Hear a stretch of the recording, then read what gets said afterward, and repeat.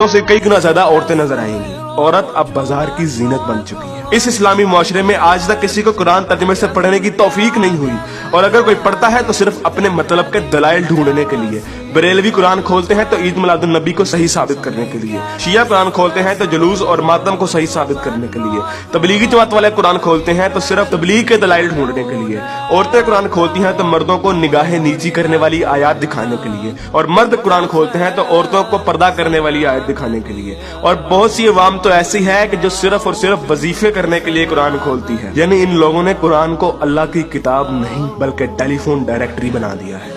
अपने मतलब का नंबर निकाला और डायरेक्टरी बंद। उलमा भी इन लोगों को कुछ नहीं कहते हैं। हर जुम्मे पे उलमा सिर्फ फजाइल की बातें करते हैं, कभी लोगों को ये नहीं कहते कि बेगैरती से कैसे बचा जा सकता है, बदगुमानी से कैसे बचा जा सकता है, झूठ से और फ्रॉड से कैसे बचा जा सकता है। उलमा भी लोगों को नहीं कहते कि कुरान तर्जुमे के साथ पढ़ो और सुनो कि तुम्हारा रब तुम्हें क्या कहता है।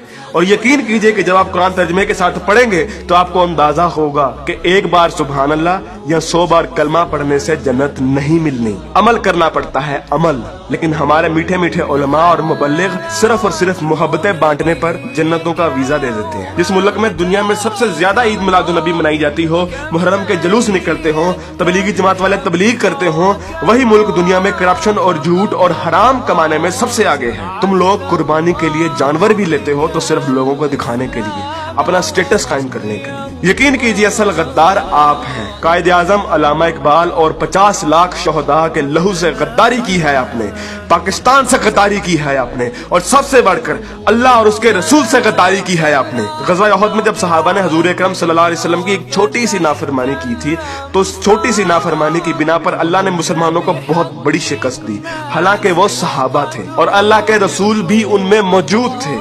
लेकिन आज आप लोग ये कहते हैं कि अगर जंग हुई तो आसमान से फरिश्ते उतरेंगे कतार अंदर कतार। तो पहले अपने अमाल और अपनी औकात देखिए और फिर बात कीजिए। ऐन मुमकिन है कि आप लोगों को इस तकरीर का कोई असर ना हो, क्योंकि जिस पेट में हराम, जबान पे झूठ, कानों में गाने और आंखों में हवस भरी हो, उन दिलों पर हक की बात असर नहीं करती। मैंने कभी इतनी बदतमीजी और सख्त अल्फाज से बात नहीं करनी थी, लेकिन यकीन कीजिए मैं बहुत मजबूर हूँ साफ साफ अल्फाज में अपनी कौम को उनकी हैसियत दिखाने के लिए कि असल में बदनामी के जिम्मेदार आप लोग खुद हैं, कि असल में जलालत आप लोगों ने खुद खरीदी है।